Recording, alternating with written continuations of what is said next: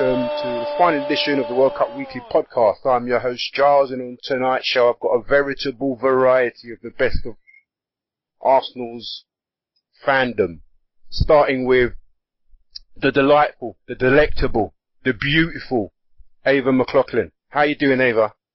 I'm fine, dear. How are you? Not too bad. Where are you now as we speak? I'm home. You're home? You're home?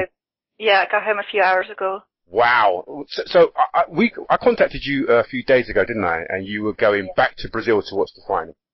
Yes, right. I did. And then what was your travel? Where did you travel? Where did you go on your Gulliver's travels from there? From Brazil? Yeah. Well, I went to Rio straight away to the final, and we got on the first flight back to London. Ah, you didn't stop off in New York then?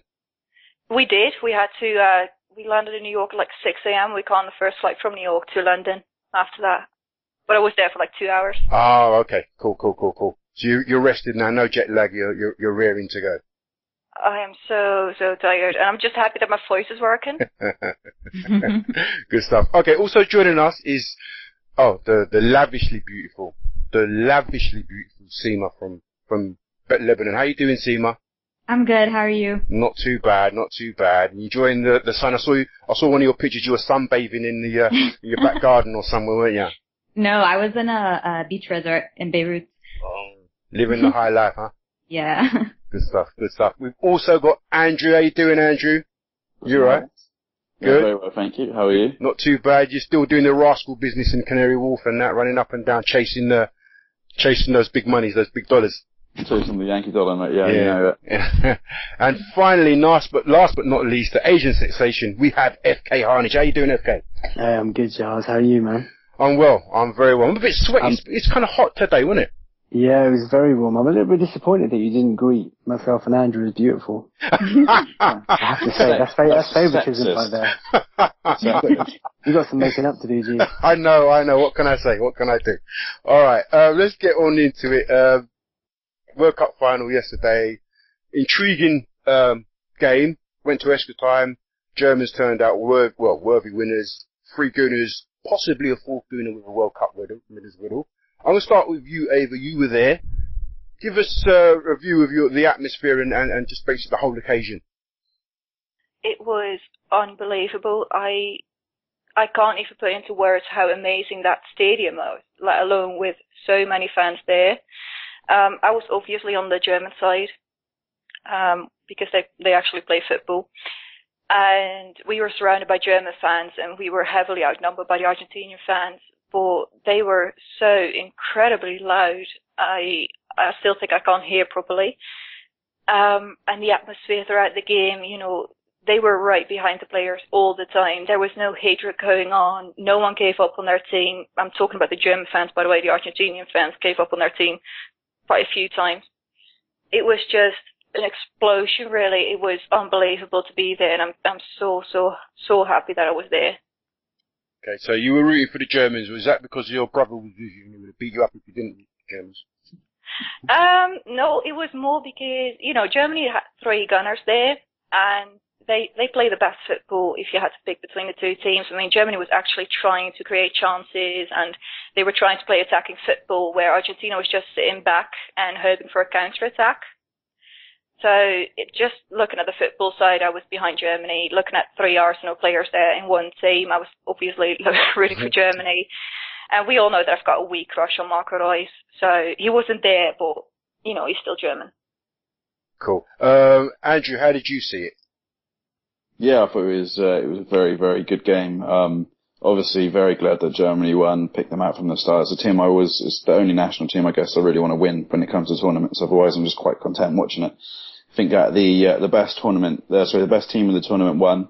Argentina obviously gave them a good game, and I think they had, whilst Argentina probably opened up a couple of the better chances, obviously through Higuain and through Messi. For me, Germany were the better team throughout the game. Their usage of the ball was, superior, and just in midfield they were a lot more dominating. They were obviously attacked with more venom. There was a lot more intelligent runs off the ball. It didn't seem like the play was all centered around, 2 or 3 players. It was just very much, kind of pure elegance, from the Germans. And it was it wasn't this kind of characteristic, robotic German performance. There was a lot of flair in there. And there is a lot of, very attacking, creative players. It's just, they play, a very systematic style of football. So, it was beautiful to watch. And, thankfully the right team won. Sima, who were you rooting for in yesterday's final? I was really confused because Argentina actually made me a football fan, but with the Germans we have Ozil, Podolski, and Mertesacker. So I was really torn yesterday, but at the end when Gotze scored his goal, I found myself celebrating, so I realized I was actually with Germany. But it was a good game. I thought it was a very equal game. I thought both teams played very well. But overall, Germany did deserve to win. They had a very good tournament. So, yeah. No qualms from you. No. Okay. FK, I don't know, was it an intriguing game for you? I'm looking at the stats. It was 67% possession to Germany and 37% possession to Argentina. But I don't know, I didn't get the sense that they were that overwhelmingly dominant. I don't know, how did you see it? Do you know, I thought it was quite a difficult watch, actually, to be honest. It didn't flow like the games we'd seen in previous rounds. Certainly the group stages when everything was really explosive. And I think actually, as teams kind of progressed, they got a little bit more tired, a little bit more nervous. Games became a bit more tight. That's why we went to so many extra times and penalty shootouts. And, I kind of went into the game expecting it to be maybe fireworks. Kind of, the romantic in me was like, I want this to be like 3-2, 4-3. But, the game was tense. Argentina had some clear openings to start with. I thought Germany, they took a little bit of time getting into the game. But you know what it's like, Giles, especially being Arsenal fans. Possession and statistics and all this kind of stuff means nothing at the end of the day. It's all about winning it. And I think the better team won overall. I think Andrew's right. Germany, they've been really impressive throughout the entire tournament. Just as a team, their ethos, their work rate, their organisation is just, it's brilliant. They're just efficient. The whole joke about stereotyping Germans and efficiency, they, demonstrated that to a T last night. And I feel for Argentina, particularly for players like Mascherano, who I thought was outstanding this tournament. And their fans have been brilliant as well. So yeah, it was a close game. It wasn't hugely entertaining, but I think the right team won. So credit to Ozil and the boys. How do you think that Messi will get his chance to sort of elevate into, the legend of, status of legend? Iconic legend. He's the last World Cup, he didn't have a great World Cup. This World Cup, he kind of brought them to the final in a way. I suppose, for me, he seemed to lack Di Maria's support more than anything, FK. How did you see it? Listen, Messi's an incredible player, okay? He's one of the best players we'll ever see in our lifetimes. It's as simple as that. I think a lot of people get carried away with, this whole notion of you have to perform at international level. You look at people like Bale, Giggs and Ramsey, because they play for Wales, they're never going to get that chance. And so we know what he's capable of. We see him do it year after year at club level, taking on the best teams, performing at the highest stage.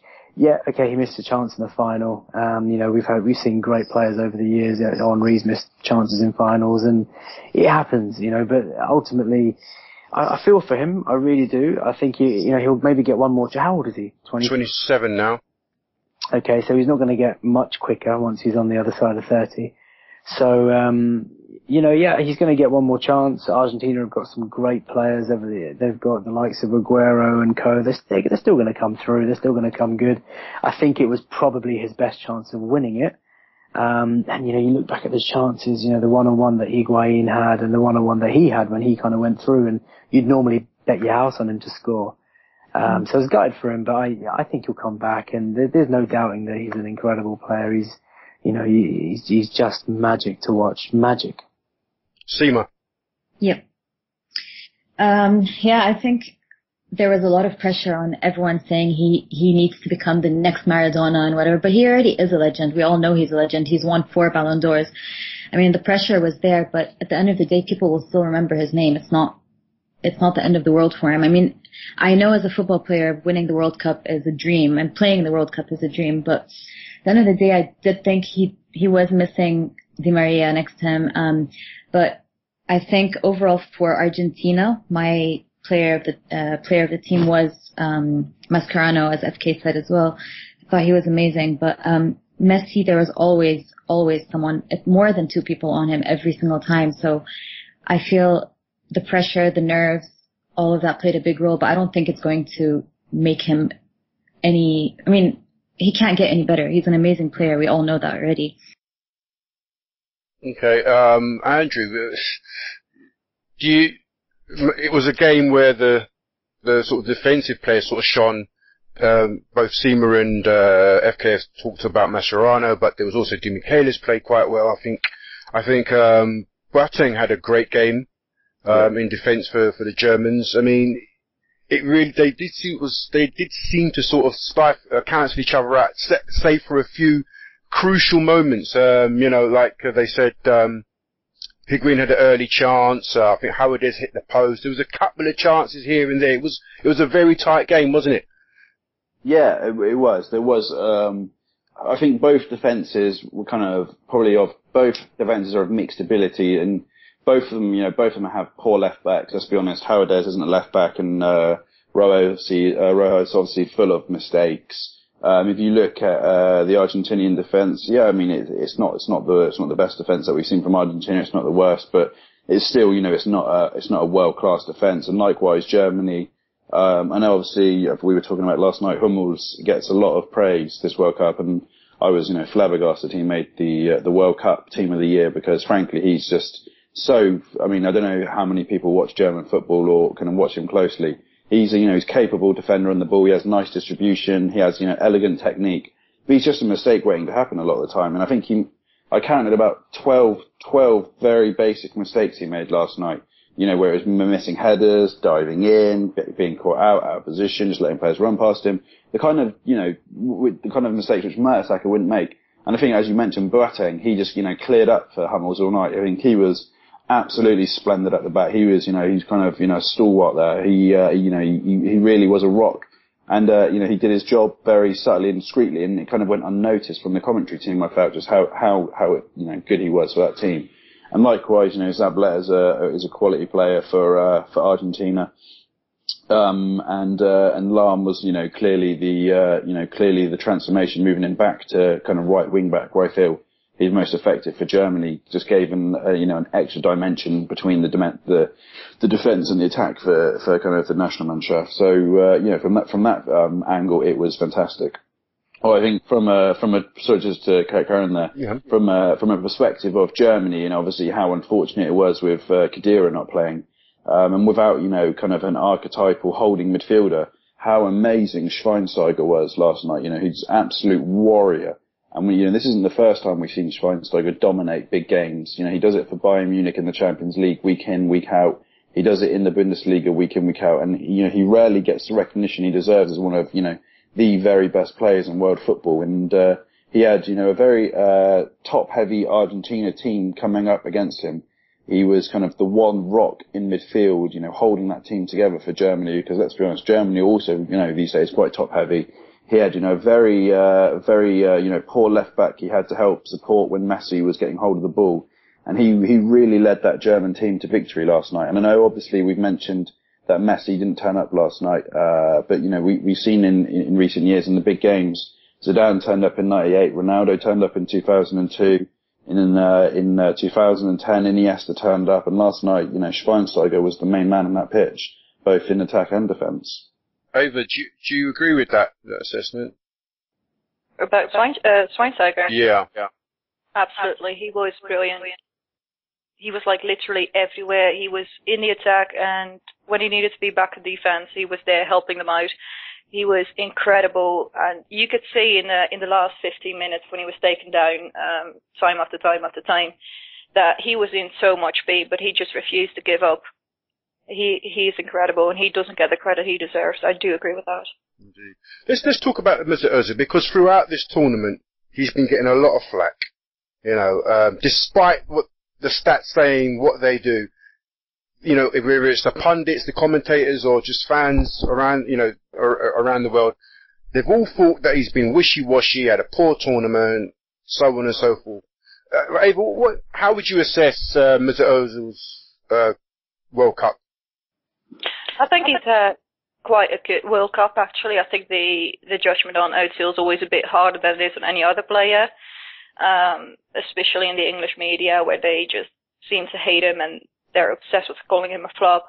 I think Ozil does a lot more than some people realize, because no, he doesn't score goals, and no, he's not the best defensive player on the pitch, but he creates chances. He gets past midfielders, and especially last night, he had one hell of a game, creating chances after chances, getting the ball back and running forward. He was just incredible, and I think he's had quite a good World Cup, to be honest. Sima. Yeah. I think, I mean, they're saying exactly what I would want to say, but another thing about Mesut Ozil is that every single pass that he has is a beautiful pass. I never see him give a pass that is just normal. He's such a great player to watch. He's he's very smart. He's always in the right place. He's very chilled in the way he plays, and that makes him look like he's lazy, and maybe that's why sometimes people are always talking about him being tired and lazy, but it's just the way he is. He is that kind of player. He doesn't need to have a big personality all the time. I think the way he plays is quite humble, just like he is, and I think he's very, very harshly judged. Yeah, he is. Andrew, Wenger said that he'll be coming back probably a different player. What kind of a player do you expect returning to Arsenal when he does come back from his holidays? I just hope he comes back with, the confidence that you expect of a man of his ability, to be honest. I'm not saying he didn't play with confidence last season at Arsenal, but I think, clearly he came to Arsenal late into the season, relatively speaking. He didn't have a pre-season. He was, obviously in the limelight for the media. He was a huge risk for Arsenal, the biggest signing we've ever made. He was, he's been kind of, I guess, the superstar signing, which we've been waiting for a long time, and he had a real impact when he first joined. So let's not kind of count out the psychological impact he had on the team and the way the team raised it. And I think, when the team stopped performing, after Christmas, and we had a kind of a blip, the eyes all focused on kind of the knives were turned on him a little bit. And so I hope that, he's going to come back, refreshed, obviously, from having a summer, obviously break after the World Cup. Hopefully he can have more time to settle into the new, settle in with his teammates. And, I hope, the World Cup has given him a confidence boost. I think, coming back a World Cup winner, he's put two fingers up to a lot of people who've doubted him. And, he's going to come back, hopefully, obviously with him being the key signing we've had, there was a lot of focus put on him as kind of being the key player at Arsenal. I think he's usually used to kind of being in the shadows around the Galacticos, the one assisting them.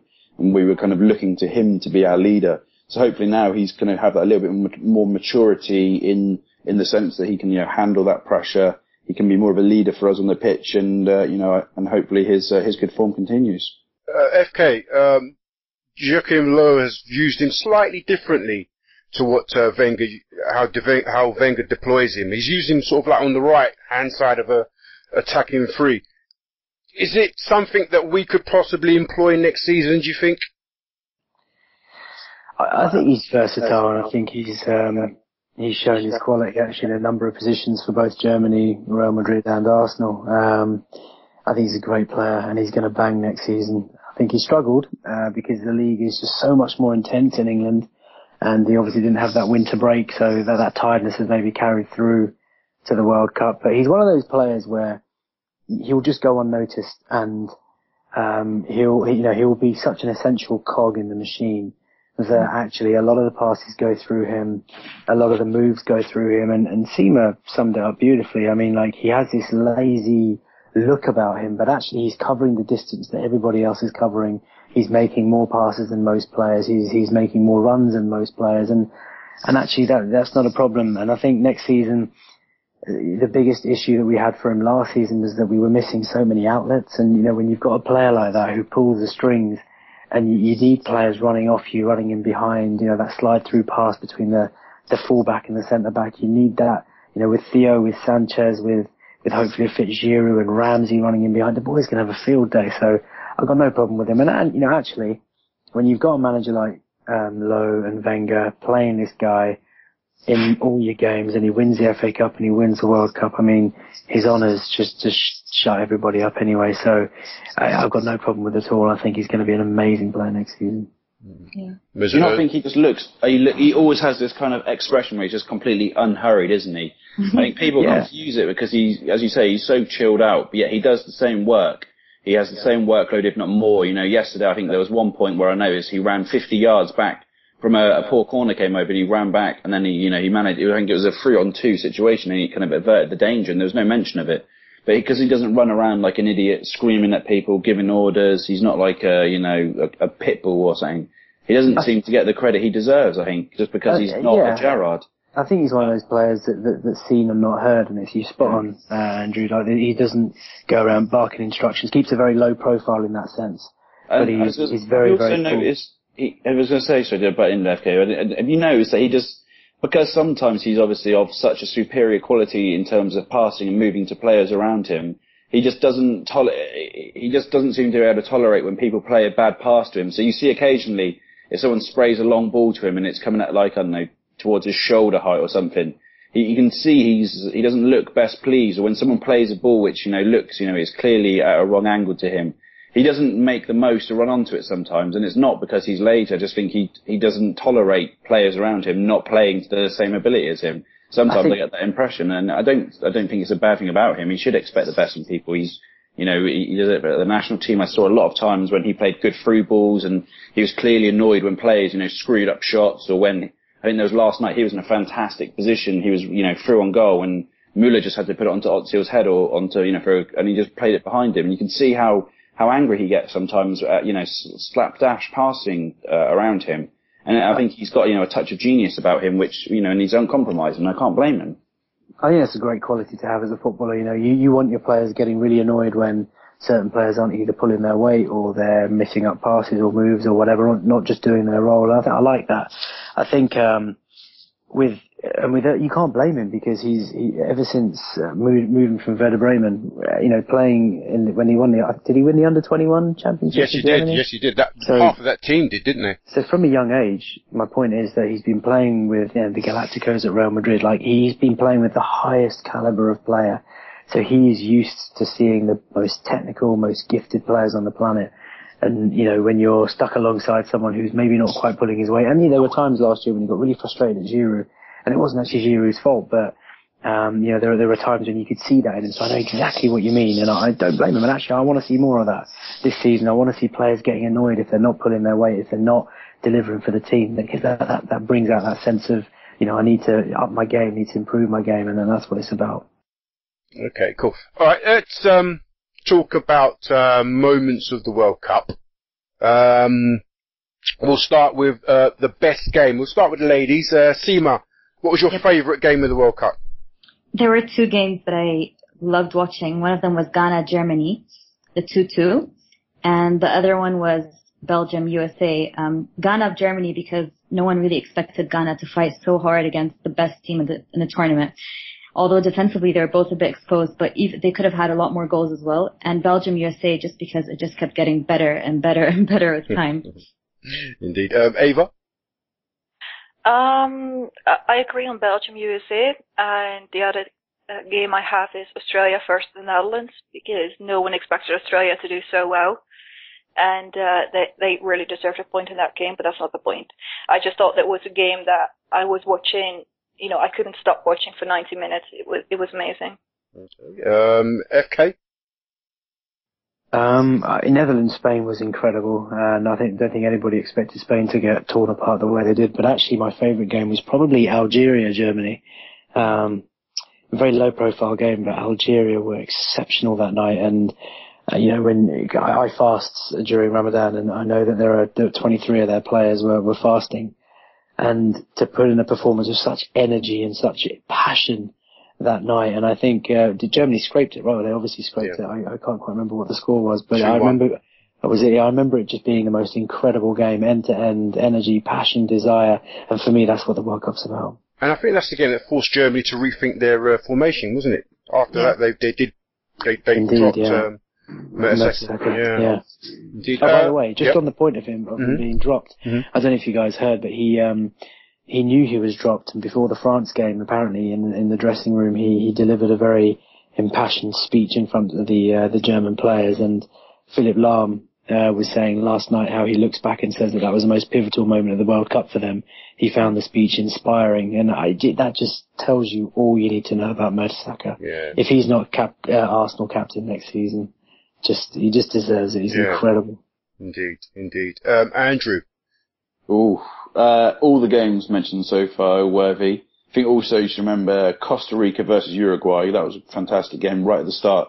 And that's when the first kind of gets real upset of the tournament, when you thought, this Costa Rica team have arrived. France, Switzerland 5-2. That was an epic.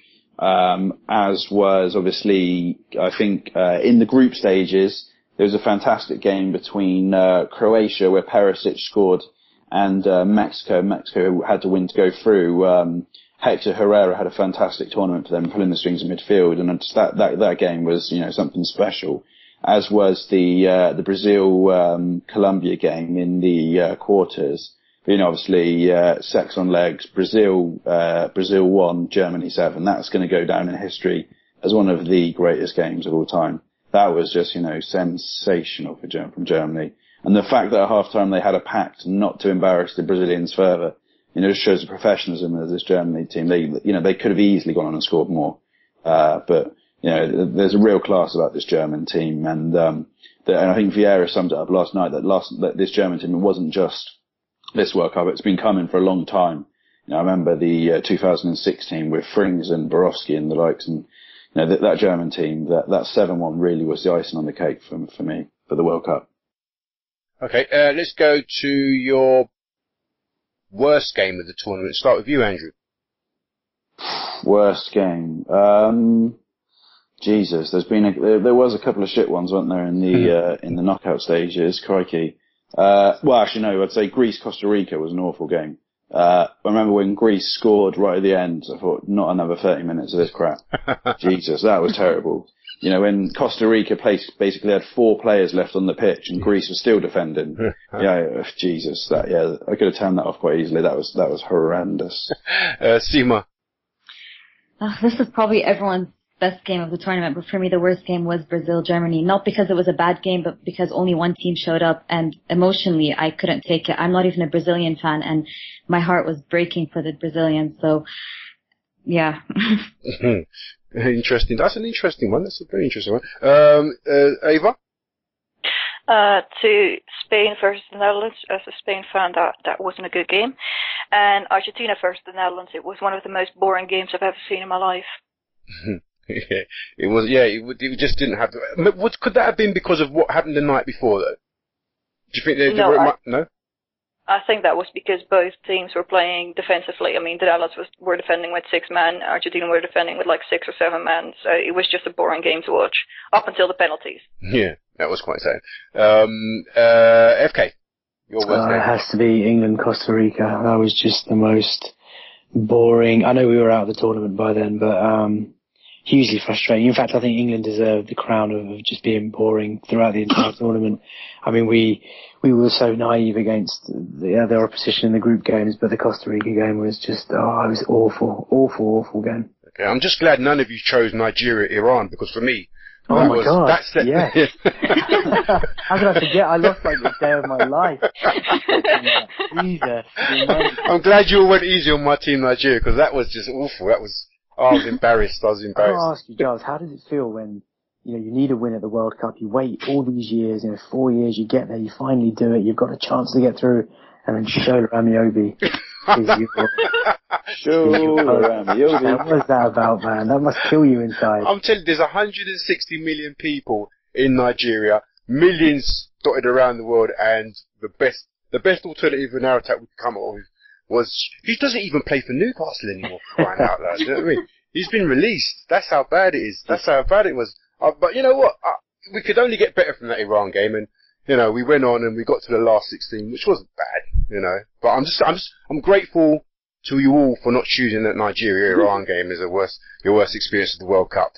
Okay, let's go on to another question. We've got let's go on to some of Andrew's questions. Andrew's questions was the biggest surprise. Who was the biggest surprise of the World Cup for you? I'm going to ask you first, Andrew. Costa Rica. I'd say, I know there's a lot of people who are saying, it's patronising and et cetera, et cetera, et cetera. But when if you, I know, made up a small algorithm and you looked at kind of population, strength of domestic league, number of players in foreign leagues, and, you modeled it like that, you'd probably, see Costa Rica be quite down the bottom in terms of a power, or a superpower that turned up at the World Cup. And, they genuinely, surprised. They had, very elegant, performances. They had a very thorough system, which you'd expect from an adept football nation or a nation with huge resources like a Germany, which have been doing it, been playing for years. And they played with, complete and utter unity. And for a lot of it, the players aren't, superstar names. They didn't have any, big names in the team. And obviously Ruiz has got Premiership experience in Campbell Champions League, but, it very much was, a brilliant performance from an underdog who went on to, beat, Uruguay. They beat Italy. They beat, they got a point against England, and they did very well to top the group. So I think, it has to be a lot of kudos to those guys. Okay. Ava. Yeah, I was going to say Costa Rica too. Can I switch to Belgium then? Because I was probably the only one who didn't expect them to do anything this World Cup, and they turned out to surprise me. So I'm going to go for Belgium for their teamwork. Cool. All right. Sima? For me, it was Algeria. I think they fought really, really hard, and they showed a lot of passion. And like FK said, they were fasting, and I think they did a really good job this tournament. They had a really good goalkeeper. They had attacking. They were really good. They were really fast. They stood out for me. Okay. And FK? Well, apart from the surprise of the European sides all crashing out early, I mean, Italy surprised me, Spain surprised me, even England, I really expected us to qualify. So in a different way, they kind of surprised me. But I think the other team that I think we have to be watching out for over the next few tournaments is the US. I mean, the way they've developed their game, the way they're taking it seriously in the country and their infrastructure and their investment, making it a compulsory sport now for students at school. They have everything in place to become a dominant force in international football. I mean that, the way the MLS has developed now, and you're getting some of our most, colourful and most successful players going there. I think Jurgen Klinsmann did a great job, and they did their country proud, and from where they've come, I think they've made they've taken some real big steps now. And I think actually over the next 2 or 3 tournaments, you'll be seeing them get into the semis, and they'll be a real force to be reckoned with. Okay. So in one word, or as few words possible, give us your biggest flop of the tournament. I'm going to start with you, Sima. Honduras. Honduras. Okay. Ava? Spain. FK? Italy. And Andrew? Italy. Not England then? Well, no, I mean, with England, you kind of expect them to crash out, eventually. But Italy, I mean, group stages, that's, you always expect Italy to go through. I mean, they're a massive country with such great history in the competition. I was very surprised. Okay, all right. So, do you not find on England it's slightly embarrassing that when you look at countries like Germany and other World Cup winners, they've had like a 20-year plan in place to get to where they are now, and then every time England get knocked out, the kind of, I guess the option is what we do is get a pen and paper and the press pick out who the X11 is going to, or the next 11 is going to be in the next World Cup. And we just pin our hopes to that. There doesn't seem to be any like real thought into doing what the other national teams do. And I think it's, obviously the day after there's always a huge shock and we need to invest in all of this. And then a week later we're just looking at the Everton youth team and pinning our hopes and we might win the World Cup. It's just fucking hell, like we're never going anywhere. Well, I say we, I'm Scottish, but you lot are embarrassing. Jesus. Yeah, typical. Embarrassing World Cup and all of a sudden you're Scottish. I love that. I was born in Cardiff, so I'm a Welsh boy. So oh my gosh! Everyone's jumping the ship for England. Yeah. Hey, but you live in London, so you got to be part London. You got to be part English, so you're gonna have to take the flak for that one. I'm Irish. Oh, she's Irish. There you go. All right, cool. All right, let's go on to. We'll start with the girls. The country with the best hunks. Oh. We had I saw you lot Skype conversation before we went on air, and it was a very, very in-depth conversation. Very, very, very, very in-depth conversation. I'm expecting to hear some really good suggestions. So girls. Sima. Okay. For me, I'm gonna be very biased, but Belgium. but mostly because of Thomas Vermaelen, although he barely made an appearance in the World Cup. But yeah. And I have very weird taste. I think Fellaini's really good looking as well. So. Have you seen his new hairdo? Amy, Jesus, Sima. No, there are a lot of good looking men in Belgium. There's Mertens is good looking, Axel Witsel. We have a good team. We have a good looking team. Fellaini. Oh, Fellaini looks like Sideshow Bob on crack. Out of the wire. Alright, Ava. I'm gonna go with Germany, with a special note to Australia's Matthew Lackey, who is he's my hunk of the tournament. But Matt Hummels is just unbelievably sexy. I'm just in love with the German national team. So Germany. Okie dokie. Guys, you want to chip in? I saw you earlier typing away, giving you suggestions. Three words. Arsene Wenger, war. yeah. David Crow. I tell you what, I had to have a 6-pack at 64. Oh, mate. Utterly ridiculous. Coming out of the sea like Daniel Craig, isn't it, eh?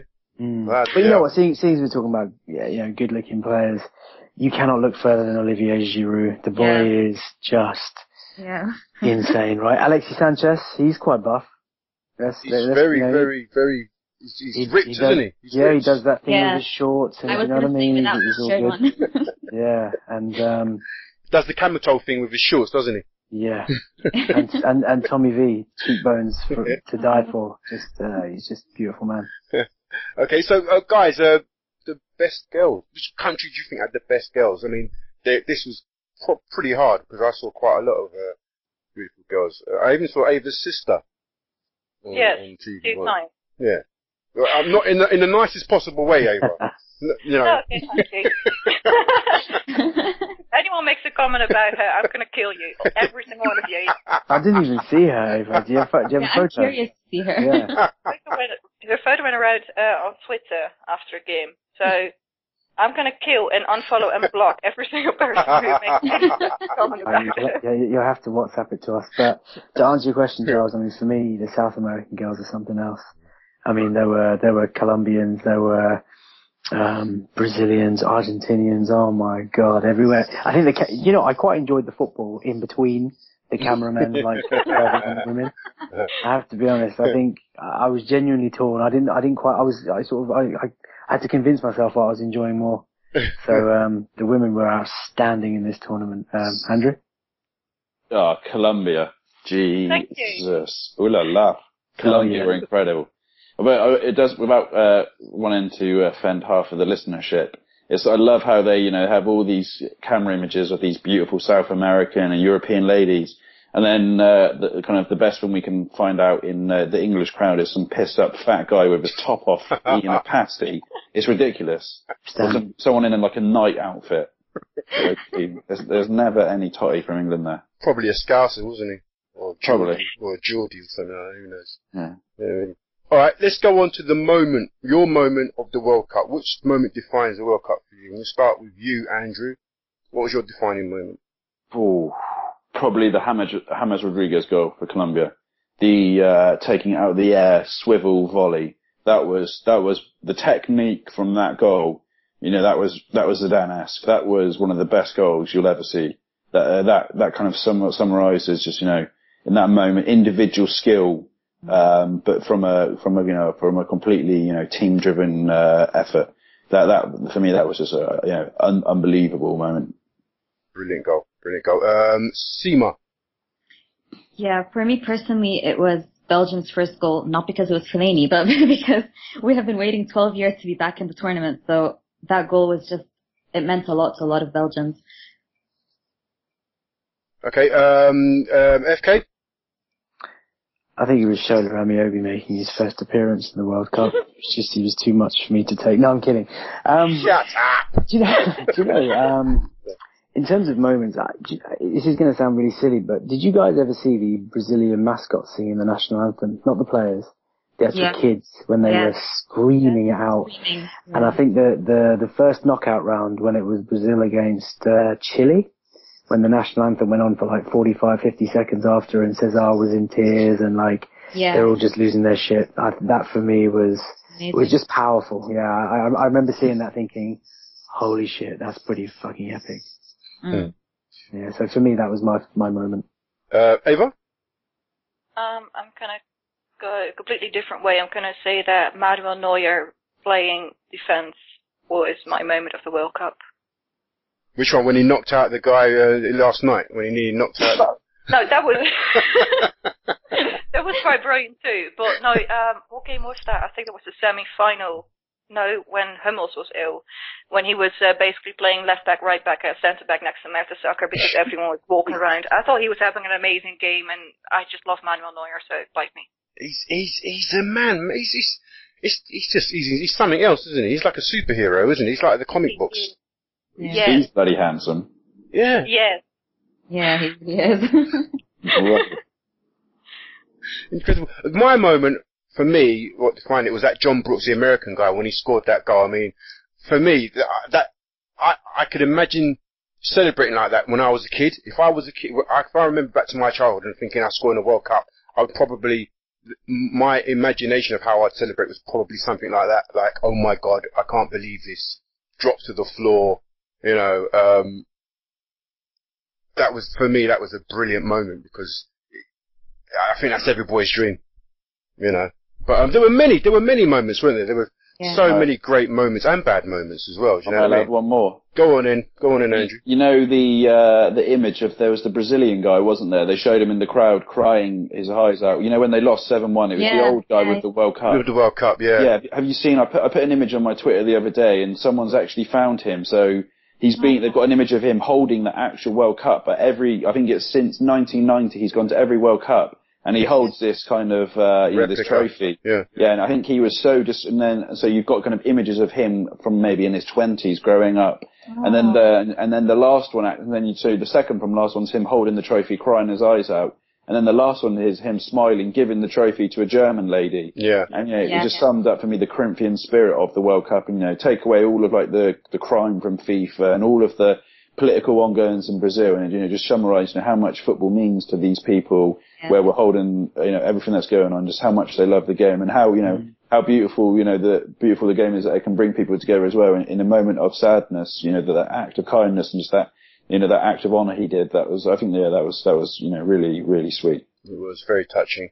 All right, let's move on to another subject, more matters closer to home. OMG, Alexis Sanchez. Buff Tings. You know what I mean?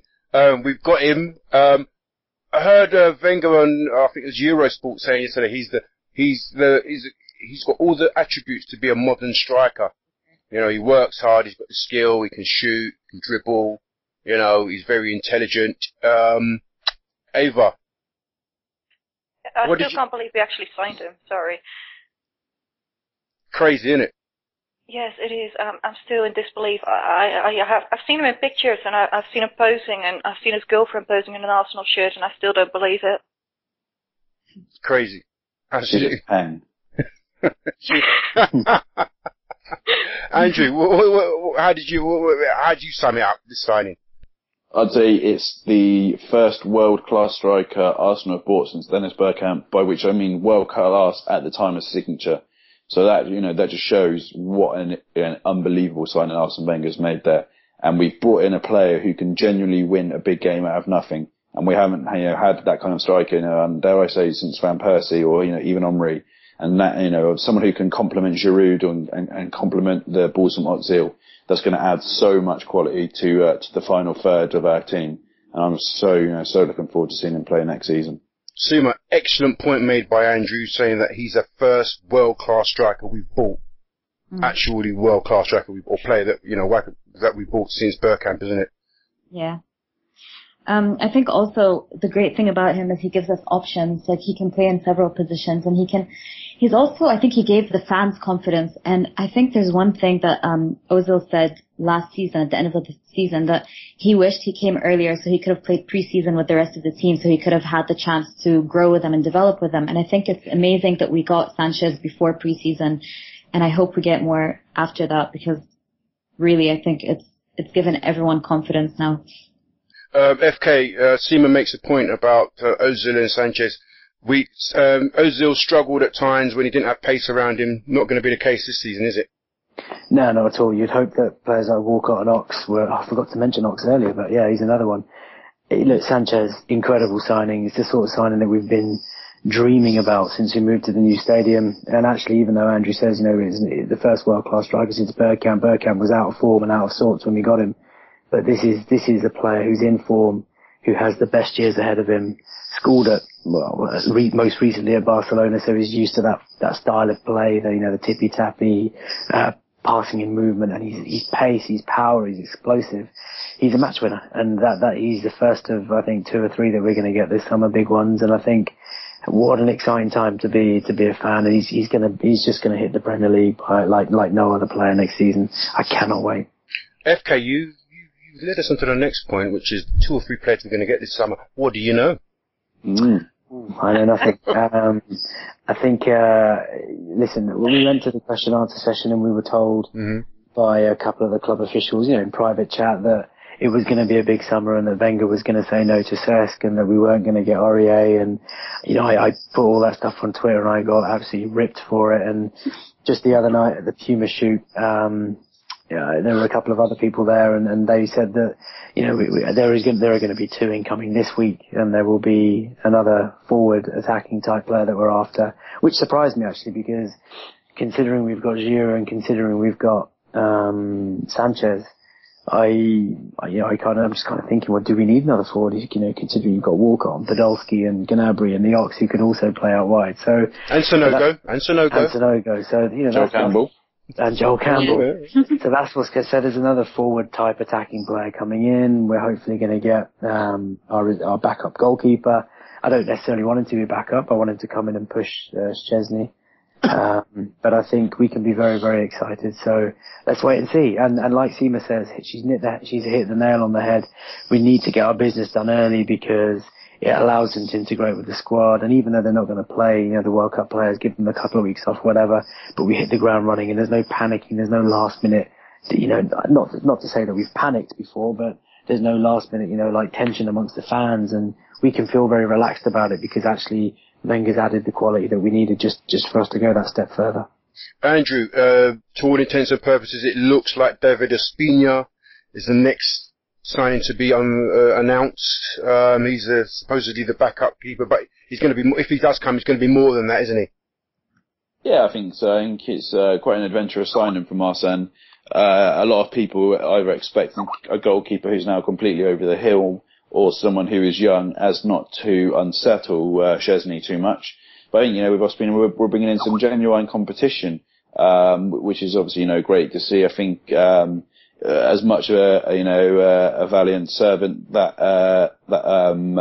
Fabianski was, it almost became a little bit too routine and too easy, and he never really did push Szczesny in the way in which Wenger probably wanted him to, or the goalkeeping coach and goalkeeping team. So it's nice to see that we're bringing in Colombia's #1 keeper, someone with experience, which is good. And I'm all for competition in the team. I always have been. And, when people say, oh, is someone so-and-so going to be upset? Is so-and-so not going to be happy? Well, fuck them. Some of our best, performances have come when we've had great quality and depth. And if, someone doesn't like it, there's another player coming who's going to compete with them, then they're not the winning, they don't have the winning mentality that we want at this club. So yeah, no, all for that. And, I think Szczesny will enjoy it too. Indeed. Ava, we're hearing, by every day this rumour is getting stronger and seems all the more imminent. Sami Khedira. What do you make of that? Would you like him as a signing? Do you think we should go for somebody else as a signing? What's your feelings on that midfield position? Well, I was actually just going through my timeline. Apparently we have signed Khedira already, according to some paper. I would be quite happy with him. I mean, he knows Ozil, he knows the Germans in our team. So I think he would be a nice addition to the squad. But that's all I've got to say about that. I mean, I trust Wenger to do what he thinks is best. He's the boss, so it's up to him. Okay. And Debussy, why is that dragging me? We should have signed him already, shouldn't we? Oh, yeah. By the way, Newcastle have apparently agreed to deal with Dutch side Feyenoord for Daryl Janmaat, who is a left back, which would mean that Debussy could come to Arsenal or something like that. Was reported in the Dutch media today. Cool, so that's tied up then, hopefully. So that could be 2 or 3 this week, Sima. Yeah, I think it's going to be amazing. It's an amazing summer for us. I was saying it last time that this is the first summer in a long time where we're not waiting till the last minute and we're not panicking and we're not, like FK said, everyone's usually fighting and arguing about who we're going to sign, Wenger out, Wenger in. I think it's amazing. I mean, Debussy, Sami Khedira, I would have never even expected him to come. I mean, I think we talked about it last time as well. I would take anyone from Khedira, Bender, Gustavo. I'm still stuck on Gustavo. I mean, as long as there are options, I'm very happy. And I think that's all we need right now. We just need options because we have a good squad. We just need to add on to the squad. You know, Giles, I see a lot of people sort of criticising the decision to kind of chase Khedira, but you know, at this time last year, Andrew tweeted out, I think recently, we were moaning about not going in for Fellaini, and now the club's being linked with the likes of Khedira, Schneiderlin, who would be my preference, but Bender, Gustavo. This is dream stuff. Like, let's just embrace it. We're going to sign one of these guys. They're going to sit into our midfield and they're going to do the job. So let's just be excited and let's not nitpick. There's people today complaining because we're linked with Cavani, saying he's shit, and I'm thinking, this time last year we were arguing over who would be a better signing, Adrian Lopez or Jovetic, and now we're complaining that we're linked with Cavani, and I'm thinking. And the same guys moan about Sonogo and Bentner. You know, it's just I don't understand. Yeah, I mean, Khedira will be. I still haven't forgiven Khedira because he broke my heart when their Stuttgart team won the league and they pipped Werder Bremen, because that Werder Bremen team, that was the team back in 2006 for the German fans out there. But you know, obviously he's won the league, he's won the Bundesliga, he's won La Liga, he's won a World Cup, he's won the Champions League. His experience coming into that Arsenal side, because we still do have a lot of young raw talents, and I know we won the FA Cup last year, but someone like him to come in and settle that midfield. Imagine a triumvirate of Ramsey, Ozil and Khedira in midfield, with Koscielny in centre back and Sanchez up front. The spine of that team, 5 genuine world-class players. That's the kind of, that's what dreams are made of. That's a genuine Champions League contending team right there. So I know he might not be as disciplined as some midfielders out there, but anyone who watches Lars Bender knows that he played, relatively attacking football at times last year. Schneiderlin isn't the main, holding midfielder for Southampton. So, if we do want to have, an orthodox holding midfielder, then, maybe we should look at Gustavo. But, if we brought in Khedira, there's someone there who's, he's got all the talent in the world. He can move the ball, he can sit deep, his positional awareness is, second to none. And let's not discredit just how good he is and the quality he'll bring to our team. So this notion though, Andrew and ladies, I mean, I'd be interested to hear what your thoughts are. But this notion of us needing a sitting orthodox DM, our game is so fluid that it's almost a waste of a player to have someone just sitting there. We need box-to-box midfielders, and actually it can work as long as there is an organised structure and not open chaos where they all just go into the box or they all just stay in back. I mean, I think Ramsey and Khedira are very intelligent players, and they'll actually know, when one pushes forward, like Vieira Petit. No one can tell me that they were orthodox sitting Makelele type midfielders. Petit was up and down that pitch, Vieira was up and down that pitch, but it worked so beautifully because it worked, in tandem almost. So, what do you guys think about that? Go on, Ava. I agree, and I never thought I'd say that. FK, so well done. Oh my God, I feel special. You should. Sima. Yeah, no, I completely agree. And also I feel like someone like Khedira would, because he's not an orthodox player, I feel we need that sometimes, because I feel like we are very nice, polite. We're a very nice, polite team, and sometimes we need someone to be a little bit out of the box and someone to be a bit more, like you're saying, Vieira. Vieira was, I think, our best captain. He would sacrifice for the team. He would get red carded and he doesn't care. It's just because all for the team. And I think we need a player like that. Did you see him losing his shit on the touchline yesterday? Yeah. I mean, this is the sort of shit I want on our touchline. I want people, and imagine him on the pitch. I mean, just this is, you know what I mean? Like Sanchez, Wilshere, Khedira, no one's going to mess. It's going to be awesome. But you know what? That's what we kind of have in Flamini, which I like about Flamini. He's crazy. He really is crazy. And I love the fact that he's crazy because we don't have enough of that at Arsenal. We have very nice players, and that sometimes really is annoying. But do you not think that, like, the defensive midfield, it's not dead? I mean, let's not kid ourselves. It isn't dead. I think if you're playing in a 3-5-2, for example, like a lot of good European teams still do it, especially in Italy, you need to have someone like a De Rossi who can, play as an auxiliary centre back, and when the opposition are attacking wide, someone who can come in as a fourth, that fourth defender. Like Paul Ince used to do it for England. No, I hear you. I just, you look at this, you look at it in the Premier League, you look at City, they've got Fernandinho and Yaya Toure, both, like clockwork, just two box-to-box powerhouses. You look at Chelsea, I know Matic is defensively minded, but Ramirez and him, they get up and down that pitch.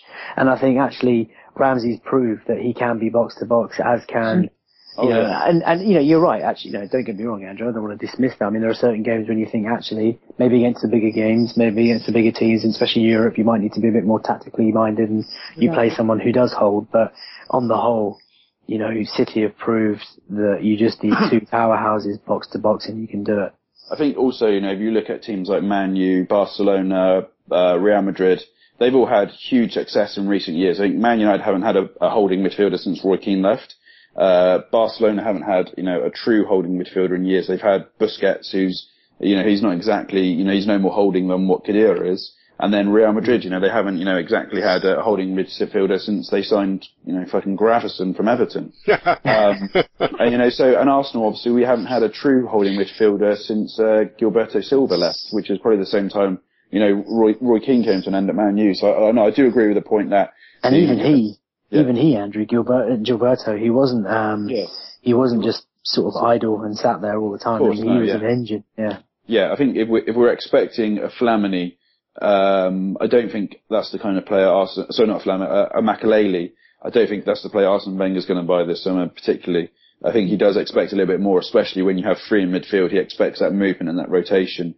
Well, that's the question. Sorry, no, go on. No, I was going to say, and you can see from the players that we've used in the past, even Song liked to roam forward. Denilson, when he played there, liked to roam forward. So Arteta, obviously. So I think, Khedira, Schneiderlin or Lars Bender would all be viable options. Yeah. Or if we did want to have someone a little bit more defensive, then I know obviously Gustavo's been named and that's someone we've looked at before. So, I wouldn't be averse to him either, just because he's such a good passer of the ball from deep as well.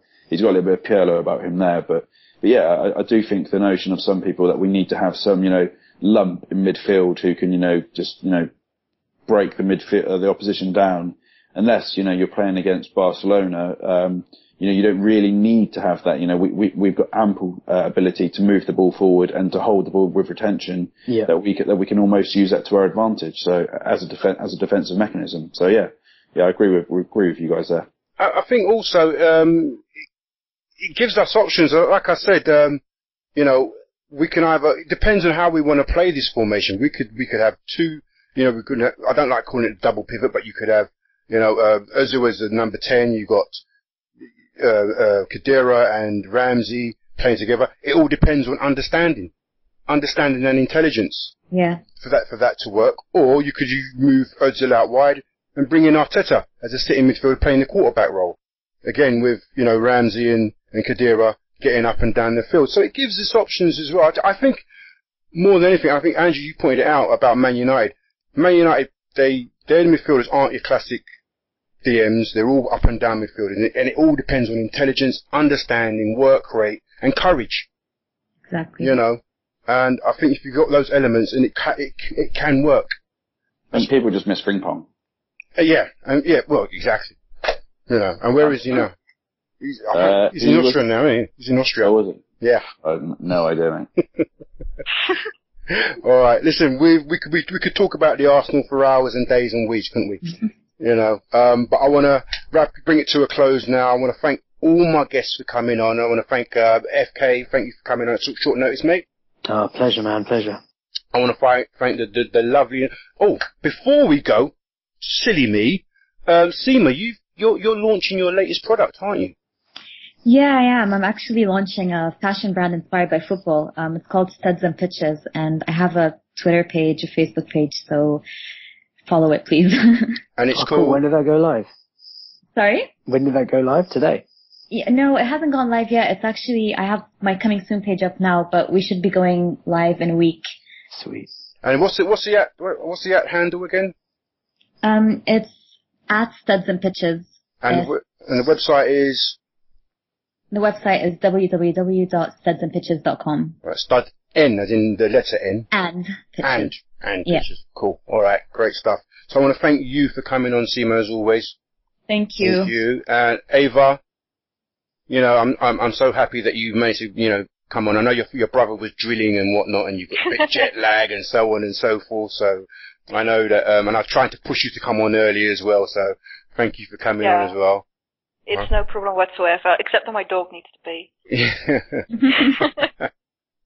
And also, Andrew, finally, thank you for coming on, mate. You know, it's been rascal, hasn't it? Viva the Nationalmannschaft, yeah? Whatever that means, same to you, mate. Alright, thank you all for coming on. My name's Giles, host of Arsenal Fan TV. That's been another Arsenal Fan TV podcast, World Cup special. Thank you and good night. YOLO. Good night. Bye. Good night.